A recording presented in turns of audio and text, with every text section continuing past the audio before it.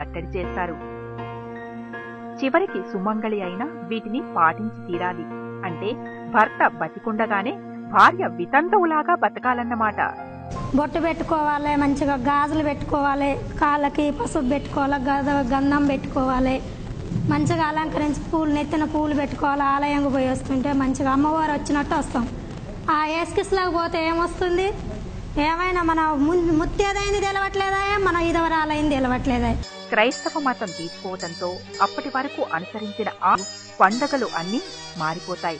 సూర్య నమస్కారాలు, ద్వారానికి తోరణం కట్టడం, ఇంటి ముందు ముగ్గు పెట్టడం అన్నీ ఆగిపోతాయి.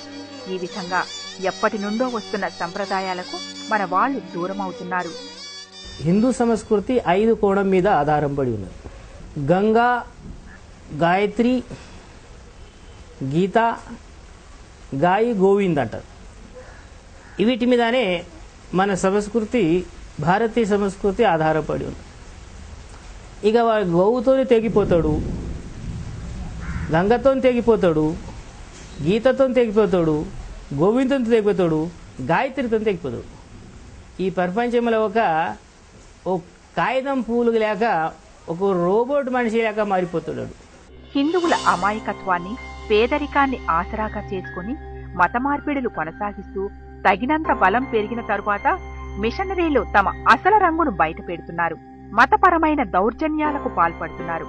అందుకు ఉదాహరణ ఈశాన్య భారత్లోని నాగాలాండ్, పురం, మణిపూర్, త్రిపుర, మేఘాలయ, అరుణాచల్ ప్రదేశ్లలో 70 నుండి 90% క్రైస్తవులుగా మారిన కారణంగా ఆ ప్రాంతాలలోని హిందువులు ఆత్మాభిమానాన్ని చంపుకొని మత స్వేచ్ఛను కోల్పోయి ద్వితీయ శ్రేణి పౌరులుగా బతుకులీడుస్తున్నారు. వారి దయాదాక్షిణ్యాలపైనే హిందువులు బతకాల్సిన దుస్థితి ఏర్పడింది. గొడవలు విపరీతంగా పెరుగుతున్నాయండి. 15 ఏళ్ల క్రితం లేదు. చాలా చాలా మేము ప్రేమ స్వరూపులు ఉంటా అణిగిమణిగి ఉండారు. కానీ ఇవాళ హిందూ దేవీ దేవతల్ని అందరి ముందు బహిరంగంగా తిడుతున్నారు. అట్లాగే ఈశాన్య రాష్ట్రాల్లో టెర్రరిజం, ఎట్లయితే ఇస్లామిక్ టెర్రరిజం దేశాన్నంతా ప్రపంచాన్ని గడగడలాడిస్తుందో ఆ రకంగా ఈశాన్య రాష్ట్రాల్లో క్రిస్టియన్ టెర్రరిజం కూడా ఈశాన్య రాష్ట్రాల్లో హిందువులంతా టెర్రరైజ్ చేసి తరిమేస్తున్నారు అక్కడి నుంచి. ఉదాహరణకు ఒక దక్షిణాఫ్రికా నాయకుడు చెప్పిన మాట ఈ సందర్భంగా గుర్తు చేస్తాను. 500 సంవత్సరాల క్రితం మా దేశానికి క్రైస్తవ ప్రచారకులు వచ్చిన రోజునాడు ఈ భూమికి మేము యజమానులుగా ఉండేవాళ్ళం. ఈ భూమిపైన హక్కుదారులు మేము ఉండేవాళ్ళం.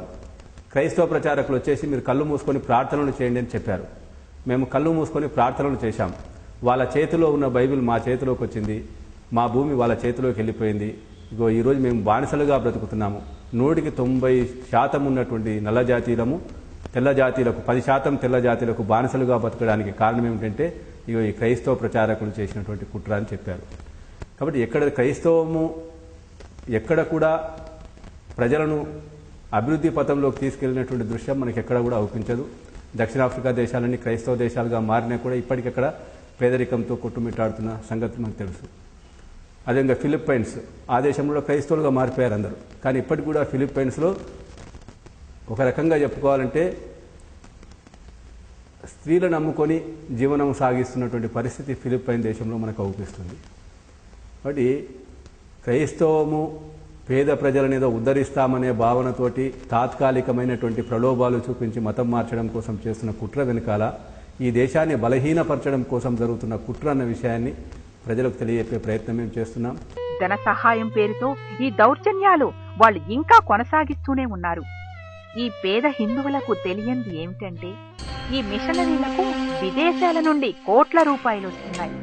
ఈ మత మార్పిడి లావాదేవీల్లో కోట్లు గడించిన క్రైస్తవ పాస్టర్లు మన దేశంలో ఎంతో మంది ఉన్నారు. కానీ వీరి ఈ దుర్మార్గం అంతమయ్యే రోజులు దగ్గర పడ్డాయి. ఎందుకంటే ప్రస్తుతం పాశ్చాత్య దేశాల్లో 100కి 20 మంది కూడా చర్చిలకు వెళ్లడం లేదు.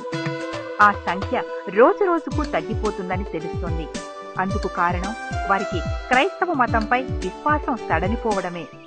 బైబిల్ పాతకాలపు దోపిడీ మూకల గుడ్డి నమ్మకాల పుట్టాని అన్న ప్రపంచ ప్రఖ్యాత రచయిత జార్జ్ బెర్నార్డ్ షా మాటలు ఇప్పుడు నిజమవుతున్నాయి.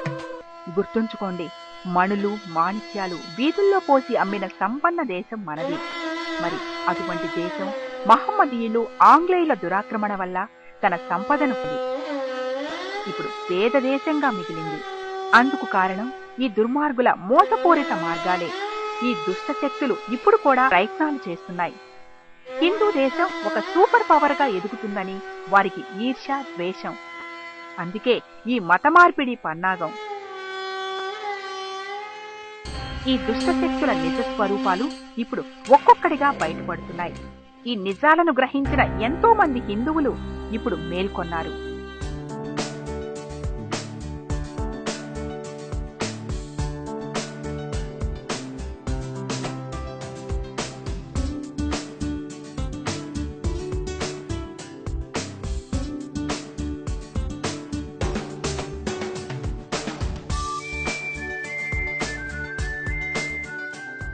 ప్రజలలో ఈ విషయాలన్నీ విన్న తర్వాత దీని వెనకాల ఇంత కుట్ర ఉందా, ఏదో మతం పేరుతో దేవుడి పేరుతో చెప్పి ఈ విధంగా దేశాన్ని ఆక్రమించుకోవడం కోసం జరుగుతున్న కుట్రనా ఇది, ఇంతటి మోసం ఉందా దీనికి వెనకాల అన్న విషయము సాధారణ ప్రజానికము చాలా వేగంగా అర్థం చేసుకుంటున్నారు.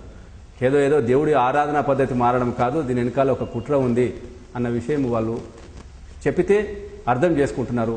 చెప్పడం కోసం మనుషులు కావాలి.